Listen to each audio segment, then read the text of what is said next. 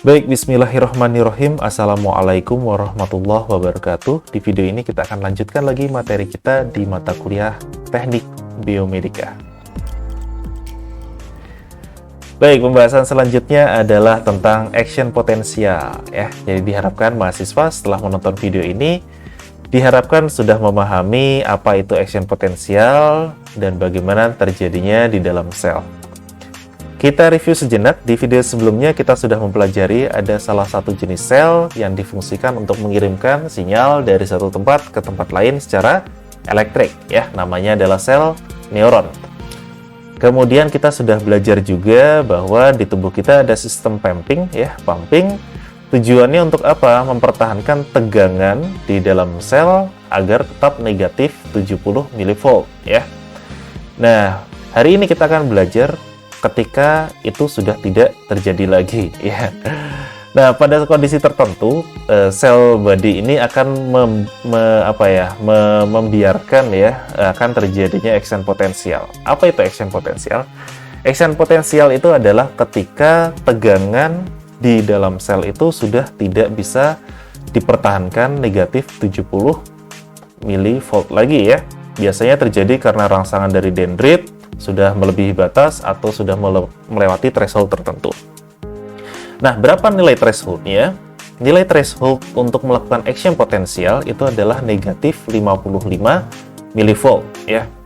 Ketika sudah negatif 55 mV, maka yang terjadi pertama kali adalah terbukanya channel ini ya, natrium ya. Jadi natrium ini channelnya akan terbuka, sehingga karena konsentrasi natrium di luar ini sangat tinggi ya, sangat tinggi, maka sebagian besar natrium akan masuk ke dalam tubuh kita melalui difusi ya.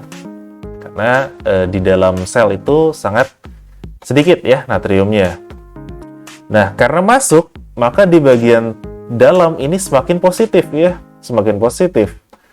Terlebih lagi karena kaliumnya ini tetap di dalam ya, di dalamnya memang sudah jumlahnya cukup banyak, dan ini prosesnya terus terjadi sampai melebihi 0 volt ya. Nah, proses ini dinamakan depolarisasi ya, artinya polarisasinya sudah mulai terbalik ya, dimana di bagian dalam ini kaliumnya sudah sangat banyak, maksud saya sudah banyak, kemudian ditambah lagi natriumnya menjadi banyak ya, sama banyaknya dengan di luar, sehingga di luar ini cenderung lebih negatif dibandingkan di bagian dalam. Ditambah lagi channel dari kalium ini memiliki respon yang sangat lambat ya, jadi dia lambat terbukanya. Nah, kapan ini akan berakhir? Sampai tegangannya itu di 30 mV ya, atau fase ini disebut dengan overshoot. Nah, pada fase ini secara otomatis channel natrium ini akan tidak aktif ya, bukan tertutup ya. Jadi tidak aktif, dia tidak bisa lagi menerima natrium untuk masuk ya, ataupun keluar ya, dia tertutup ya, dan nggak aktif ya. Artinya menerima rangsangan pun meskipun sudah di atas 50 di atas negatif 55 mV, dia sudah nggak bisa terbuka lagi ya. Nah, pada saat yang bersamaan channel dari kalium itu mulai terbuka ya, mulai terbuka. Nah, sehingga kondisinya mulai turun nih, di mana di bagian dalam ya ini mulai pada keluar nih ion-ion kaliumnya.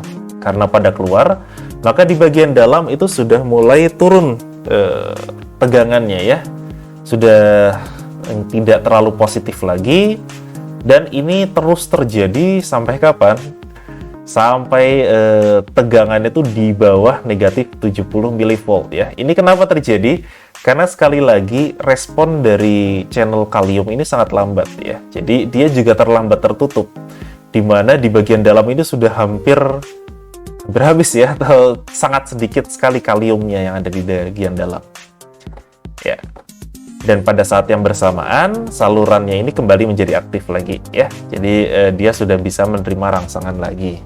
Tapi ingat, karena tegangannya sudah di bawah negatif 70 mV, maka untuk men-trigger channel natrium agar terbuka lagi itu membutuhkan waktu lagi ya, karena untuk masuk ke fase threshold dari hyperpolarization itu biasanya butuh waktu ya. Nah, tapi masalahnya sekarang ada terbalik ya. Kalau sebelumnya itu natriumnya banyak di luar, sekarang malah jadi natriumnya banyak di dalam ya. Dan sedangkan kaliumnya yang awalnya banyak di dalam, sekarang kaliumnya malah jadi banyak di luar. Nah, ini prosesnya kembali lagi ke kerjaannya pompa ya. Jadi pompa ini selama proses ini sebenarnya aktif terus ya. Dia berusaha mempertahankan negatif 70 milivolt. Nah, karena sekarang prosesnya adalah polarisasi, tujuannya adalah mengembalikan natriumnya keluar dan mengembalikan kaliumnya ke dalam. Ya, proses ini terjadi sampai kondisinya menjadi stabil lagi. Nah, proses ini itu akan men-trigger di bagian sisi-sisi lainnya ya. Jadi misalkan ya, pada awalnya titik di sini yang dekat dengan sel body ini mengalami action potensial nih ya. Ketika dia melakukan depolarisasi, maka di bagian sini karena kondisinya itu sudah menjadi lebih tinggi daripada negatif 55 mV, maka dia akan melakukan proses pembukaan channel natrium ya. Nah, ketika dia ini prosesnya repolarisasi, ini posisinya sedang overshoot begitu ya.